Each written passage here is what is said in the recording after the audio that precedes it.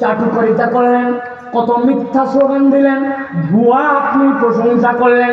উমুক ভাইয়ের চরিত্র ফুলের মতো পবিত্র, বিগত 3 মাসে মসজিদে ফজরের জামাতে আসেনি এক ওয়াক্ত। ছিল কিনা ভাই? উনি কখনো বিড়ি খায় না, জিনা আন্দাজি কথা বলেন না। উনি বিড়ির ভিতরের মশলা বাইর করে ওর ভিতরে গাঁজা ভরে খায়। বহু আগে বিড়ি খাওয়া বাদ দিয়েছে উনি কখনো কোন রকম চুরি করে না, কেননা চুরি করা সাধারণ মানুষের কাজ, উনি ডাকাতি করে। কথা বলেন আপনারা?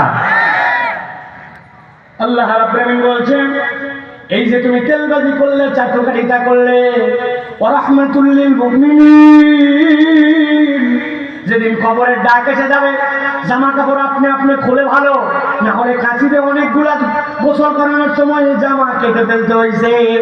এরপরে কাপড়ের কাপড় পরায় কবরে যেদিন নামাবে, ওই দিন যাওয়ার পরে তোমার পটনীতি পদ্মারি, ইয়াউমা লা ইয়ানফা'ু মালুন ওয়ালা বানুন, তোমার কোনো কিছুই কাজে আসবে না।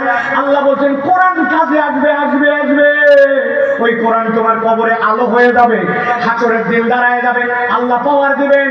ওই কোরআন আল্লাহর সাথে ঝগড়া লাগাই দিবে।